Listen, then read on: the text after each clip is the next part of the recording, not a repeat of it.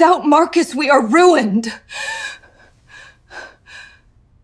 I'm Marcus, 49M, and I was married to Linda, 44F, for 7 years. She works in corporate consulting, makes decent money, very social and outgoing. I'm more of a behind-the-scenes guy. I handle finances, maintain our property, deal with all the boring administrative stuff that keeps life running smoothly. I've always been quiet by nature, but Linda took that as weakness. For years, she'd make these little comments about how I was too beige, or how I had no personality. She'd tell her friends I was boring, roll her eyes when I'd check our sprinkler system or organize receipts. I never said much about it because I thought that's just how marriages work. Someone has to be the responsible one. But 6 months ago, something shifted. She started getting nastier, calling me useless, saying I treated retirement like I was still trying to impress some boss. The comments became daily occurrences. She'd mock me for reading financial documents, laugh when I mentioned checking our insurance policies, act like I was some obsessive weirdo for wanting to understand our mortgage terms. Every morning I'd check the irrigation schedule and she'd make some comment about how I acted like it was nuclear launch codes. When I'd organize tools in the garage, she'd walk by and mutter about how I was pretending to be useful. If I mentioned needing to update our homeowner's insurance or check on our investment portfolios, she'd literally roll her eyes and say something like, "God, you're so desperate to feel important." The worst part was how she talked about me to other people. I'd overhear her on the phone with her sister. "Marcus used to be charming before he got so pathetic. Now he just exists, you know? Like furniture that pays bills." She'd laugh like it was the funniest thing in the world. I started realizing she saw me as some kind of butler who happened to share her bed. Someone whose only value was handling the tedious parts of adult life so she could focus on the fun stuff. And even then, she resented that I was good at it. She'd complain to her friends about how I was obsessed with keeping paper copies of everything, how I tracked expenses like some old miser, how I was paranoid about reading the fine print on contracts. What she called obsessive, I called thorough. What she called paranoid, I called responsible. But in her mind, my attention to detail was just another character flaw to mock. I remember one particularly brutal conversation I overheard when she was talking to her book club friends. They were at our kitchen table, wine flowing, and Linda was holding court. "Poor Marcus," she said with fake sympathy. "He spends all day organizing things that don't need organizing. Yesterday, I caught him alphabetizing our spice rack. I told him nobody's grading you anymore, honey. You can relax." All the women laughed, and Linda continued, "I think retirement broke his brain. He used to run construction projects, manage crews, solve real problems. Now he gets excited about caulking bathroom tiles. It's honestly kind of sad." More laughter. I stood in the hallway listening to my wife describe me like I was a mental patient she was heroically tolerating. That night, I started seriously considering what my exit strategy would look like. The disrespect wasn't just private anymore. She'd undermine me in public, too.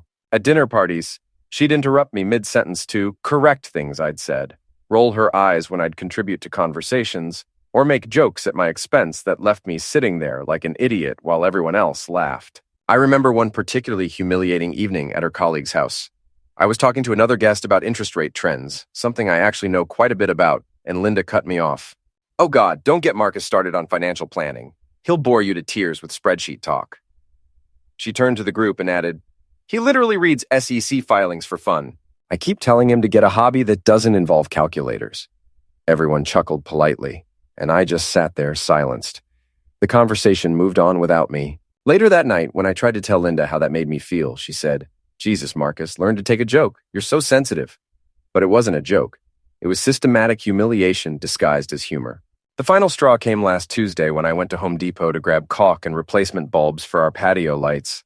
She'd mentioned they were out the night before, so I figured I'd handle it like I always do. When I got back, she was in the living room with her wine, scrolling through real estate listings for condos in Costa Rica on her laptop. "You know," she said without looking up, "you treat retirement like it's still a job.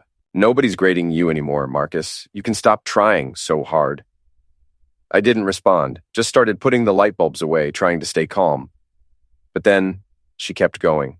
"Look at you, organizing light bulbs like they're evidence in a homicide case. It's honestly embarrassing how desperate you are to feel useful, like some sad old man playing house." She took a sip of her wine and smirked at me. Poor Marcus. Nothing to do but organize screws and pretend he's still relevant. I could feel something shifting inside me, but I kept my voice steady. The patio lights were out. You asked me to fix them. I didn't ask you to turn it into a military operation, she snapped. God, everything has to be such a production with you. Can't you just be normal for once? That's when she stood up, walked over to where I was standing in the kitchen, and looked me dead in the eye with this expression I'll never forget. Pure contempt mixed with boredom, like she was looking at something that had outlived its purpose. You know what? She said, her voice dropping to that dangerous quiet tone she used when she was about to say something particularly cruel. Why don't you just leave? Seriously, pack your sad little toolkit and drive off into the sunset. Maybe find some other woman who thinks organizing receipts is sexy. She paused, swirling her wine, enjoying the moment. Because honestly, Marcus, you wouldn't survive a week without me directing your pathetic little life. You're absolutely nothing without me. Nothing. Just a boring old man who peaked 20 years ago and doesn't have the sense to realize it. The way she said it wasn't angry or hurt. It was just dismissive, like she was stating an obvious fact. Like I was some pathetic creature she'd been charitably keeping around out of pity. I stood there for a moment, still holding a light bulb, and something inside me just went quiet. Not angry quiet. Peaceful quiet. Like a switch had been turned off. I didn't argue, didn't yell, didn't try to defend myself. I just reached into my pocket, pulled out my keys, house key, truck key, safe key, and placed them gently on the counter next to the caulk. She actually blinked, like she was surprised I wasn't going to stand there and take more misuse. Wait, seriously? She said. And for the first time in months, she looked uncertain. I looked at her for a long moment, really looked at her, like I was seeing someone I used to know but couldn't quite remember why I'd cared about them. Then I turned and walked out. No suitcase, no dramatic speech, no "you'll regret this." Just left the caulk on the table and walked away. What Linda didn't know is that I'd been quietly preparing for this moment for months.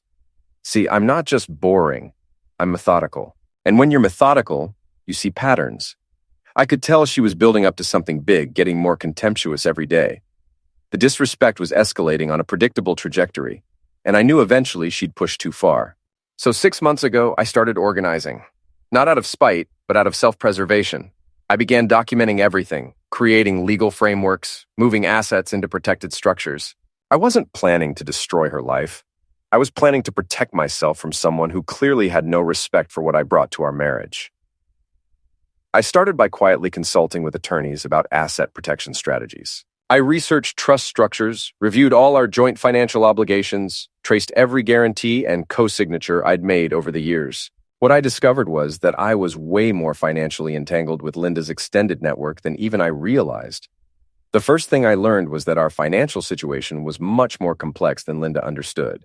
She thought we had a simple setup, joint checking account, paid-off house, some retirement savings. But the reality was that I'd been quietly managing an intricate web of financial relationships that kept her entire family ecosystem stable. I spent weeks creating detailed spreadsheets documenting every financial guarantee, every co-signature, every asset that was cross-collateralized with our joint holdings. I researched the legal mechanisms for unwinding these arrangements and consulted with 3 different attorneys about the cleanest way to extricate myself without creating unnecessary liability. Here's what Linda never bothered to learn about our finances. I wasn't just handling our household budget. I was the invisible foundation holding up her entire family's financial empire. Her father Richard's real estate business had been drowning after some catastrophic deals during the pandemic. 2 years ago, he came to me, hat in hand, practically begging for help. His company was weeks away from bankruptcy. Something about a Sarasota development that went sideways and left him massively overextended. Linda knew he was struggling, but not how bad it was. The man was literally crying in our kitchen, talking about how he was going to lose everything, how the family legacy was going to disappear. Linda was upstairs on a work call, completely oblivious to the fact that her father was having a breakdown at our breakfast table. So I quietly restructured his debt through an obscure commercial lender that specialized in asset-backed flexibility. I used our house as cross-collateral, created a complex guarantee structure that protected Richard's business while keeping my involvement invisible. The arrangement included trigger clauses that would activate if my guarantor status ever changed. But I buried those details in addendum paperwork that nobody ever read. Richard signed everything I put in front of him without asking questions. He was just grateful someone was throwing him a lifeline. Linda never asked about the details. She just noticed that her dad seemed less stressed at family dinners and assumed his business had recovered on its own. What Richard didn't realize was that I'd structured the deal so that his entire commercial portfolio was essentially dependent on my continued backing. If I ever withdrew my guarantee, his loans would be reclassified as high risk and subject to immediate review. The man's entire financial life was balanced on my signature, and he had no idea. I also co-signed the bridge loan that kept Linda's startup afloat last year. She brought me to that investor dinner thinking I was just arm candy, but when the conversation turned to risk mitigation and financial stability, I ended up impressing the hell out of their funding committee. They were particularly interested in my background in construction management and asset valuation. What started as small talk turned into a serious discussion about market resilience strategies. The lead investor, a guy named Jameson from Bayfield Capital, pulled me aside after dinner. "Your wife mentioned you've got experience in project financing," he said. "We're looking at this bridge loan for their expansion, but we need stronger backing than what they've presented. Would you be interested in discussing a guarantee arrangement?" 3 weeks later, Linda's boss, Graham, called and asked if I'd be willing to provide a stability guarantee for their expansion financing. They were trying to secure a bridge loan from Bayfield, and my financial profile would strengthen their application significantly. Linda was thrilled. She thought it made her look well-connected and professionally serious. I agreed because I wanted to support Linda's career, but I made sure to structure my involvement carefully. I required detailed documentation of their business plan, reviewed their cash flow projections, and insisted on protective clauses that would allow me to withdraw if circumstances changed. The paperwork was complex, but that's exactly how I wanted it. Again, Linda never asked how her company suddenly got approved for funding they'd been chasing for months. She just assumed it was because she'd given a great presentation, or because the investors recognized her talent. The possibility that her boring husband had quietly made it all possible never occurred to her. I wasn't doing any of this to be controlling or to create leverage over people. I was protecting our family, solving problems quietly, while Linda focused on her career and social life. But she never wanted to understand how our finances actually worked. She just enjoyed the benefits while mocking the man who made it all possible. The house itself was more complicated than Linda realized. She thought we'd paid it off last year, and technically we had paid off the original mortgage. But I'd immediately leveraged it again as part of Richard's debt restructuring. The property was now cross-collateral for his entire commercial portfolio, protected only by my personal guarantee. If that guarantee disappeared, the house would be reclassified as exposed collateral subject to immediate review. I'd also bundled our homeowner's insurance under a business rider connected to my old consulting firm. It was more cost-effective and provided better coverage.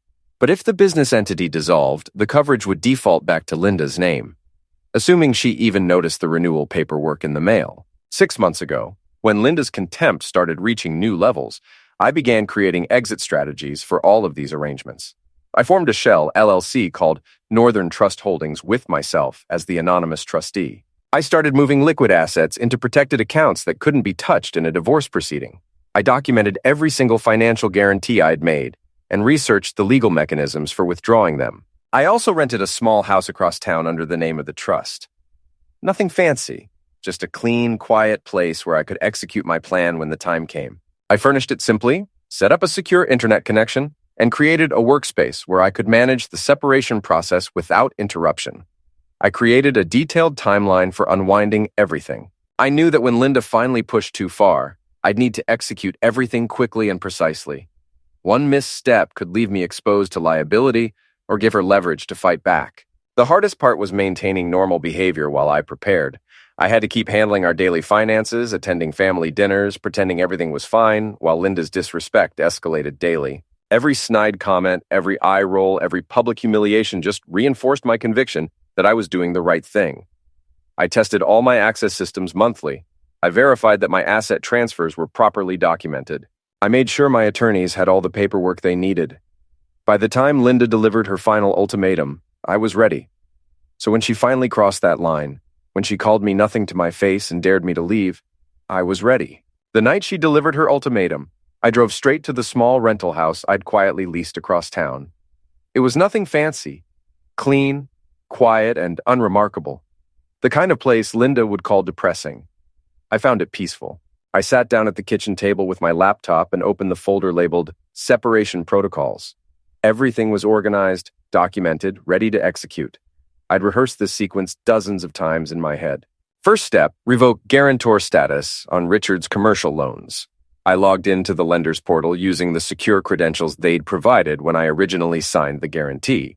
The system interface was clean and professional, designed for high net worth individuals managing complex asset structures.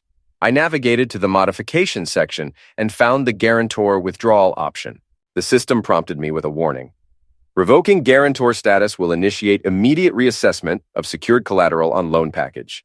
#7823RC. This action cannot be undone. Continue. I clicked. Yes. Another prompt appeared. This action will remove Marcus Chen from primary guarantor status and transfer liability responsibility to backup collateral instruments per agreement, Addendum 7B. All parties will be notified automatically. Confirm withdrawal? I confirmed. The system processed for 30 seconds, then displayed a confirmation screen. Richard's loans were no longer protected by my financial backing.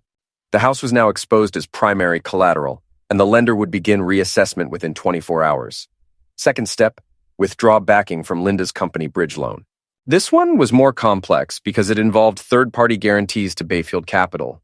I accessed their secure portal using my investor credentials and navigated to the guarantee management section. The interface was more sophisticated than the commercial lender's system. I could see detailed analytics about the loan performance, risk assessments, and projected outcomes. Linda's company was actually doing better than I'd expected, which made me feel slightly bad about what I was about to do. But business is business, and personal is personal. I located the guarantee modification option and selected Withdraw Primary Backing. The system required two-factor authentication, which pinged a burner phone I'd set up months earlier specifically for this purpose. I entered the verification code and submitted the withdrawal request. The system generated an automatic notification to all parties. Primary guarantor Marcus Chen has withdrawn backing for bridge loan instrument #4471BC effective immediately. Loan subject to immediate risk reassessment per Section 12.3 of original agreement.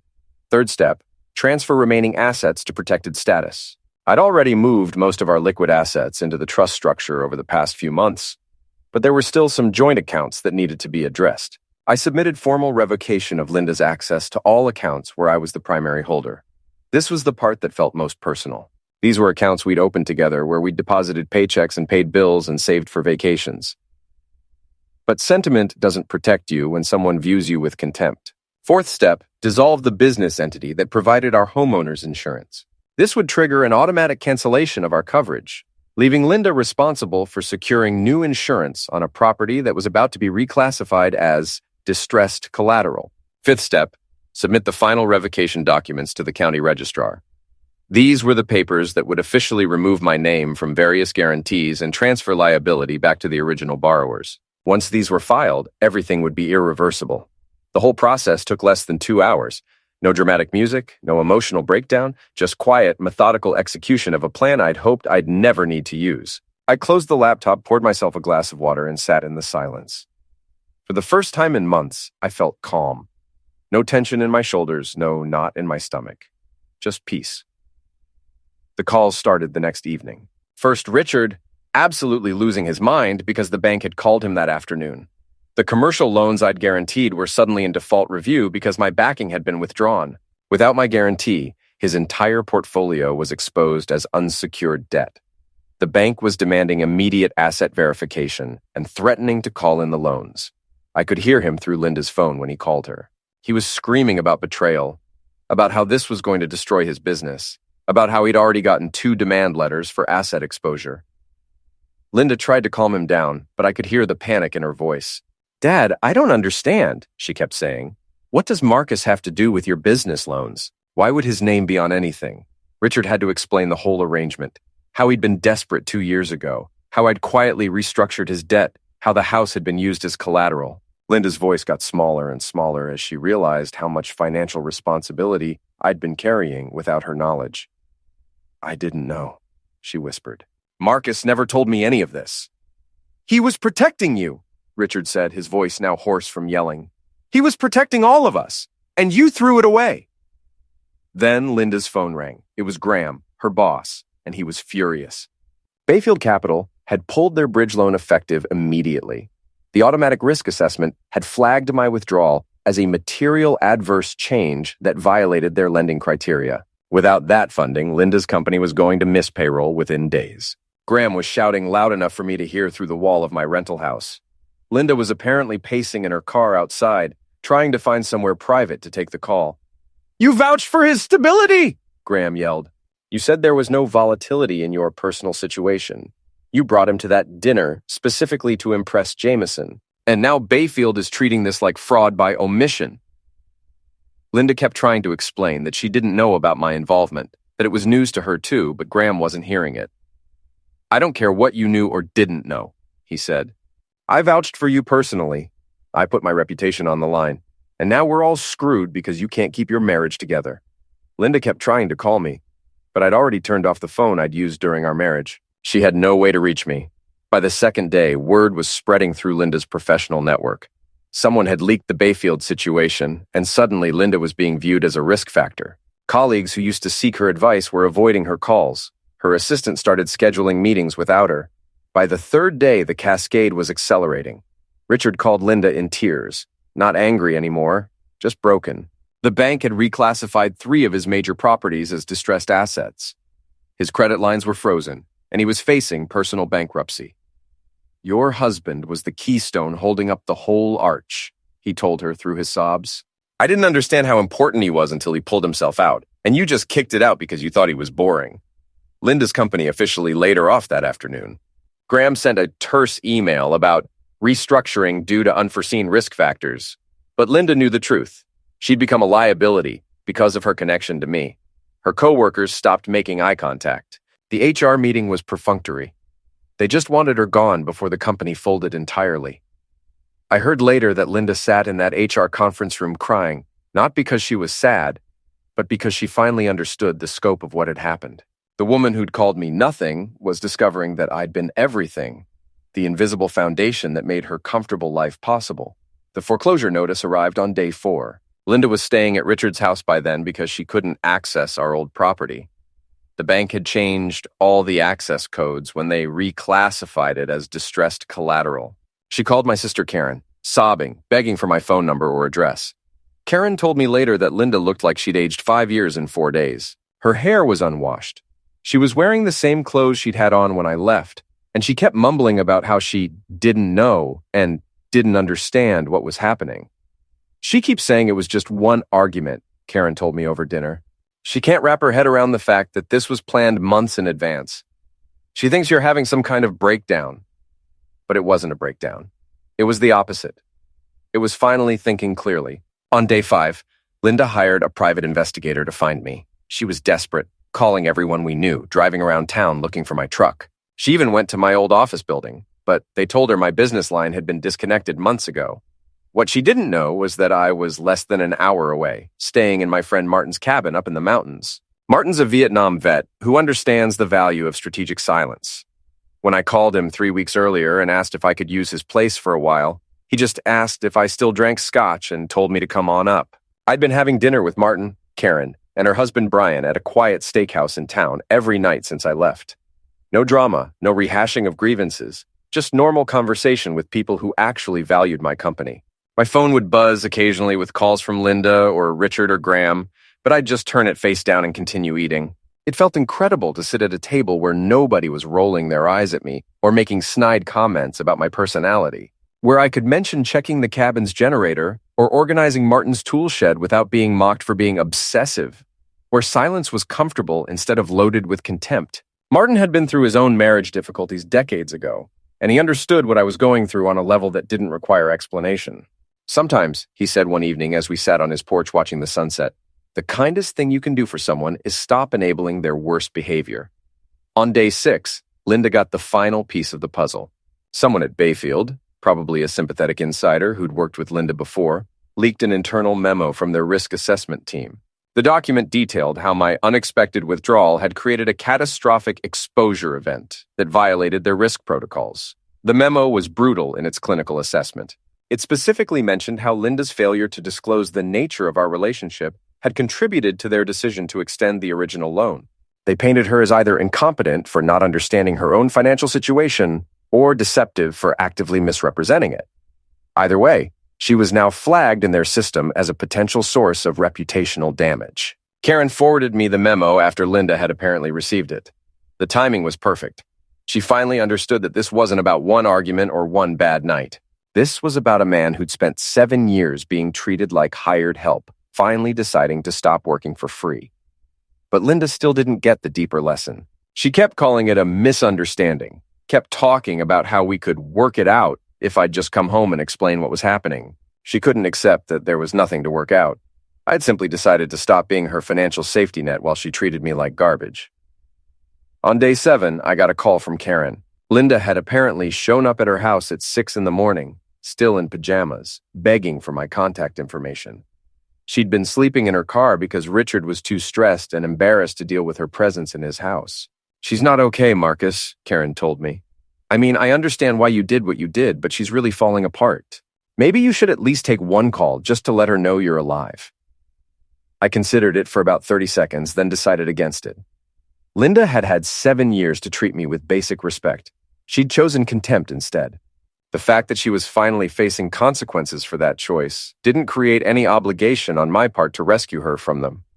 Today is day 8, and I'm sitting on Martin's porch watching the sunrise over the mountains. My phone is off, my assets are protected, and for the first time in years, I feel like I can breathe. No criticism, no eye-rolling, no contempt disguised as teasing. Just quiet. Linda got exactly what she asked for. She told me to leave, and I left. She said I was nothing without her, and now she gets to discover what her life looks like without my quiet support holding it together. I didn't destroy her life, I just stopped maintaining it. There's a difference. The woman who spent 7 years telling me I had no personality, who mocked me to her friends and treated me like an embarrassing burden, is now learning what nothing actually looks like. And me, I'm finally learning what peace feels like. Some people think quiet men are weak. We're not weak, we're patient. But patience has limits, and when we reach them, we don't explode in dramatic confrontations. We simply disappear. And when we do it methodically and completely, we take our value with us. Linda pushed a man who never made noise into complete silence. And silence, it turns out, is the only answer some people deserve. Update. It's been 2 weeks now, and the fallout continues. Richard's business officially filed for bankruptcy yesterday. Linda is apparently living in a studio apartment across town, working as a temp through an agency because her professional reputation is shot. I heard through Karen that she's been telling people I had a psychotic break and that she's the sufferer in all this. That's fine. Let her tell whatever story helps her sleep at night.